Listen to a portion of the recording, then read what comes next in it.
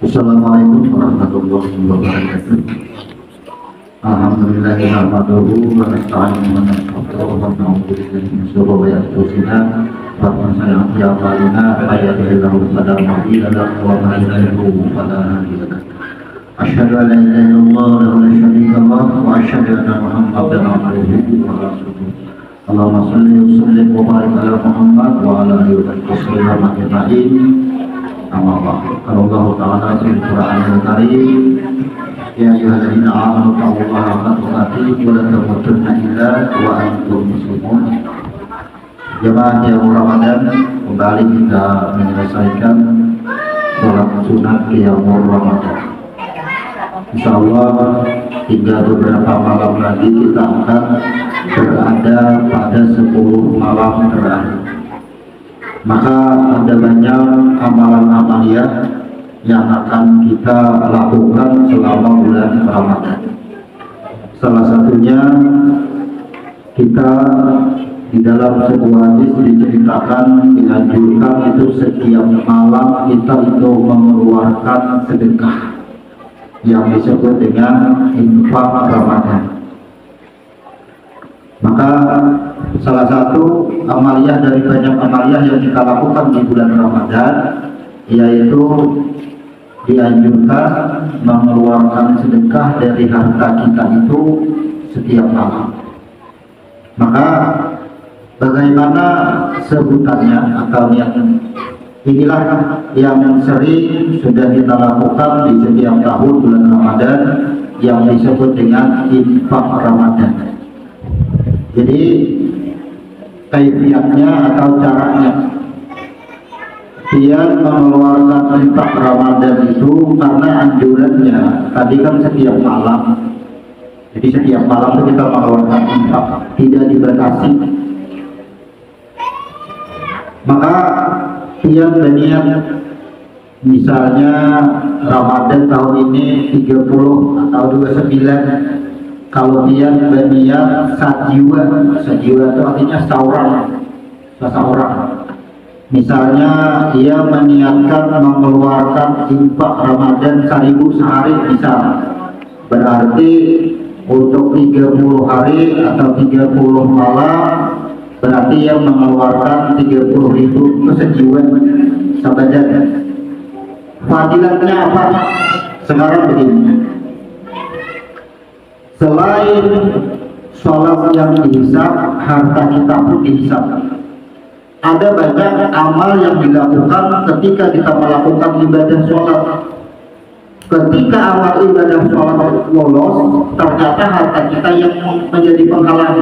Nah, maka kesempatan Ramadan ini ada yang disebut dengan infak Ramadan.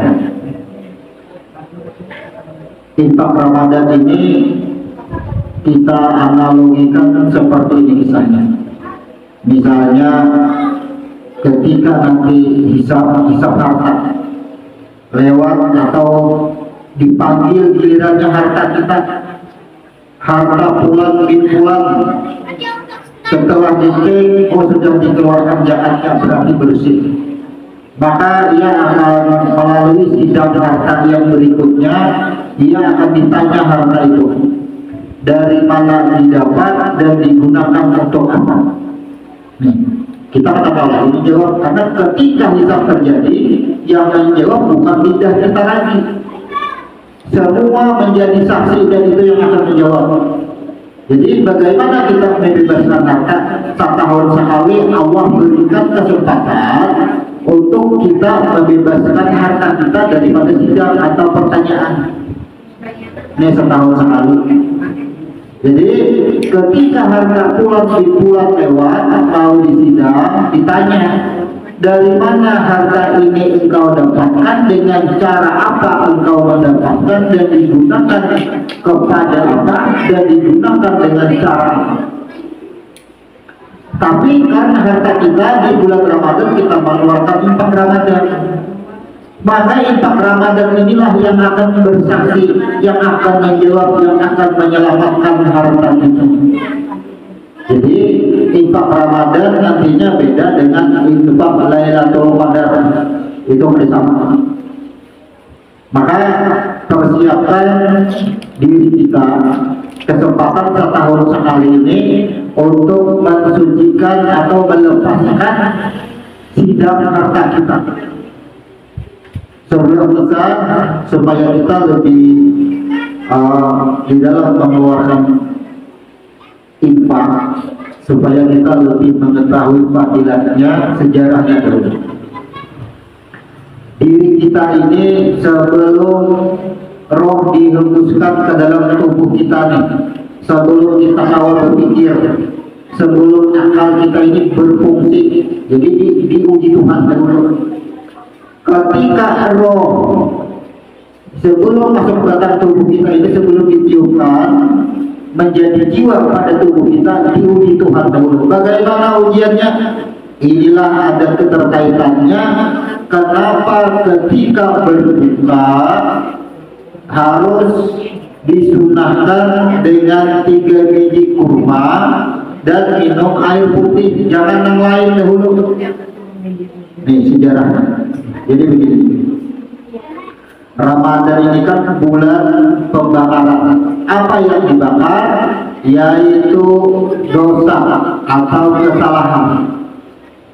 Jadi ketika roh ditanya oleh Tuhan, man anta, man ana, ujar Tuhan lawan roh. Oi roh. Ditakoni, siapa engkau? Roh tadi menjawab, ulun pian no. Inilah roh tadi disucikan atau dibakar, rasanya diceburkan ke dalam neraka selama 1000 tahun. 1000 tahun. Inilah sekali dulu 1000 tahun dulu. Maka dibangkit lagi, ditanya lagi, man anta, man ana, siapa engkau? Masih jadi jawabannya ulun pian yang bahasa kita. 1000 tahun pulang. Dan dibangkit lagi, ditanya, masih akhirnya dibakar lagi, dimasukkan lagi ke neraka 1000 tahun. Jadi 3 kali 3000 tahun. Maka ketika dibangkitkan yang terakhir ditanya, barulah menjawab ketika pertanyaan man anta, man ana Allah. Roh tadi menjawab ulun dari tiang. Nah, makanya bahasanya itu seorang anak ketika ditanya dari mana engkau ada, anak menjawab ulun tulisan tiang. Itu sama analoginya. Tapi di sini roh adalah dari itu roh yang bersaksi. Maka kegembiraan orang berbuka saat berbuka, yang pertama berdasarkan sebuah hadis dari di dalam kitab Muslim, Lasauni farhata inda fitri wa farhata inda liqa'i rabbih. Ujar Nabi, orang-orang yang berpuasa akan meraih 2 kegembiraan. Yang pertama ketika ia berbuka, dan kegembiraan yang berikutnya ketika ia bertemu Tuhan. Nih, orang yang berpuasa itu ia gembira ketika dibangkitkan. Roh tadi kan diceburkan ke dalam neraka. Jadi kegembiraan itu yang pertama apa? Ketika ia dibangkit. Coba kita rasakan seharian puasa. Jadi kita seharian puasa ini seolah-olah roh kita ini sedang dibakar, disucikan. Ketika dibangkit itulah kegembiraan kita. Artinya ketika kita berbuka itulah kegembiraan kita. Ini rahasia orang berbuka puasa, disebut dengan iftar. Maka kegembiraan yang berikutnya adalah bertemu Tuhan. Kapan bertemu Tuhan? Ketika ditanya man anta, man ana, dimintai lagi persaksian.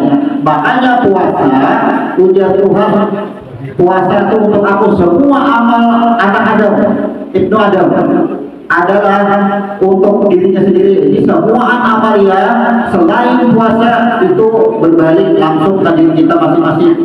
tapi puasa hak Tuhan. Inilah maksudnya. Karena puasa ini pembakaran, kata-kata pembakaran inilah yang disebut dengan diceburkannya ke dalam neraka. Ketika dibangkitkan, ini sama kita dengan berbuka. Maka ketika kita mengeluarkan infak Ramadan tadi dan disuguhkan atau digunakan untuk berbuka puasa, membukakan orang lain, maka orang yang mencicipi hidangan tadilah yang akan menjadi saksi. Misalnya harta si pulang lewat, setelah dicek kebersihannya, yaitu zakatnya sudah dikeluarkan, berarti hartanya sudah bersih, tinggal menjalani sidang.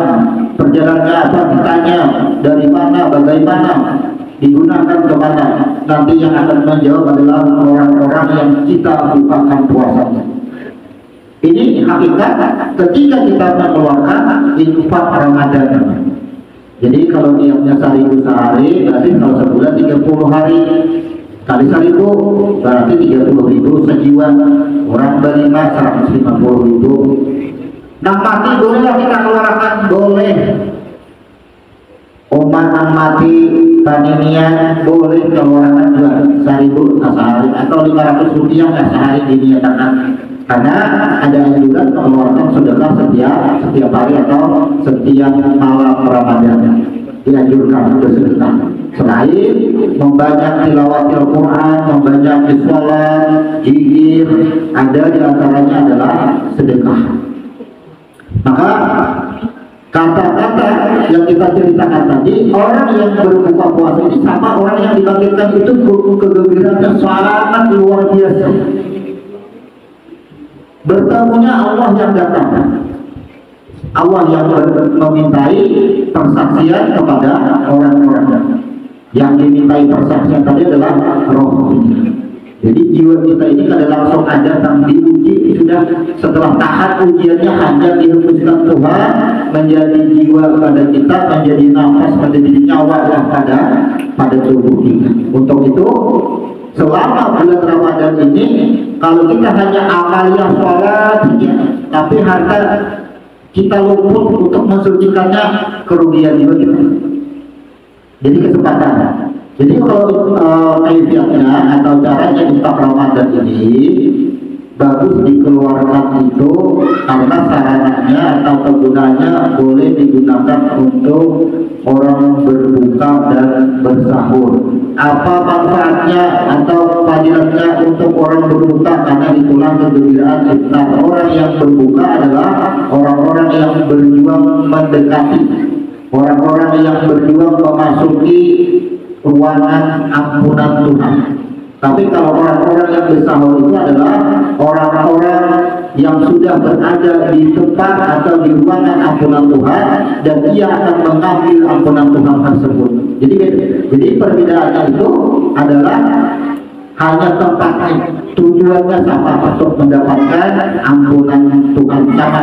Cuma orang yang berbuka tadi ia berada dalam kita ibadah analogi dunia, kita ini berada di luar langgar, itu orang berbuka puasa. Bila sudah masuk ke dalam langgar ini disebut dengan orang yang bersahur, orang yang sedang menjemput ampunan Tuhan. Nah untuk itu kenapa ini kita buka? Karena insya Allah beberapa malam lagi kita akan melaksanakan iktikaf. Maka iktikaf ini kita laksanakan inap atau diurang bermalam di musola. Maka dari maghrib terhitung dari berbuka kita aktivitas di musola, kemudian bersahur juga di musola hingga fajar. Maka apabila ada yang menyerahkan infak, boleh kita kelola, nantinya kita gunakan untuk berbuka dan bersahur bersama. Kemudian orang-orang yang berada di bulan Ramadan ada lagi salah satunya yang mengeluarkan infak Lailatul Qadar. Apa yang dimaksud dengan infak Lailatul Qadar? Infak yang dikeluarkan di 10 malam terakhir yang fadilatnya adalah Barang siapa man anfaqa dirhamaini, barang siapa yang berinfak 2 dirham, maka ia akan dibangunkan rumah di surga. Nah, jadi kalau tujuannya enak ya, mengeluarkan 2 dirham. 2 dirham itu sama nilainya dengan 40 rial. Maka nilai 40 rial ini itu akan dibangunkan Allah seperti, artinya seperti rumah di dalam surga, baitan fil jannah, ujungnya sana. Jadi orang yang mengeluarkan Ramadan membebaskan harta daripada segala pertanyaan akan harta kita. Orang yang mengeluarkan infak Lailatul Qadar, ia dibalaskan Tuhan dengan dibangunkan sebuah rumah di surga. Jadi ukurannya kalau infak Ramadan itu kita yang mengukur kemampuan angkat 1000 sehari, 500 sehari per jiwa, tinggal mengalihkan aja lagi. Kemudian kalau infak Lailatul Qadar sudah ada takarannya, manfaatnya dirhamaini, artinya barang siapa yang berinfak 2 dirham fil Lailatul Qadri baitan fil jannah. Jadi akan Allah bangunkan sebuah rumah laksana seperti rumah di dalam surga. Nah, takarannya kalau inya 2 dirham sama dengan 40 rial, 1 dirham 20 rial, 2 dirham berarti 40 rial. Apabila 1 rial nilainya 4.000, tinggal kali 4 kali 4 berarti 160.000. Nah, ini yang kita lakukan amal yang selain man qama, man shoma, man qama fil lailatul qadri, kemudian man anfaqa dirhamaini fil lailatul qadri, kemudian man anfaqa ramadan. Jadi kita keluarkan semua. Karena kalau kita harta setahun sekali, Tuhan memberi waktu di bulan Ramadan ini supaya kita tuh ada kali kita sidangnya. Kita bila sudah dikubur sidang sholat, karena hanya sidang harta. Makanya kan diceritakan 70 tahun sudah mati dan kubur, habis selesai gara-gara sidang harta aja. Jadi bagaimana membebaskannya daripada sidang harta itu? Itulah keluaran yang disebut dengan infak Ramadan. Nanti insyaallah musola ini akan menyelenggarakan malam minggu, kita akan mulai beriktikaf. Jadi mulai maghrib sampai di musola hingga tarawih, dan melaksanakan di tengah malam jam 12 ke atas sholat sunat. Kemudian kita melakukan tilawah, zikir-zikiran dan doa-doa. Baru kita akan mengerjakan atau menutupnya dengan witir. Baru nantinya boleh istirahat atau bolehkah lagi, apakah dilanggar boleh. Jadi yang boleh meninggalkan tempat i'tikaf yaitu apabila berhajat boleh, karena memang berhajat lah. Kemudian karena kesibukan untuk menyiapkan konsumsinya itu boleh. Jadi apapun nantinya setelah memasuki kita dijadwalkan pada malam minggu dan seterusnya hingga selesai, maka silakan bagi para dermawan yang ingin menyerahkan infak Ramadan dalam bentuk apapun untuk keperluan atau kebutuhan berbuka dan bersahur di 10 malam terakhir. Soalnya fadilatnya adalah nantinya membebaskan sidang harta kita. Demikian tutup. Subhanallahumma wa bihamdika asyhadu an la ilaha illa anta astaghfiruka wa atubu ilaik. Assalamualaikum warahmatullahi wabarakatuh.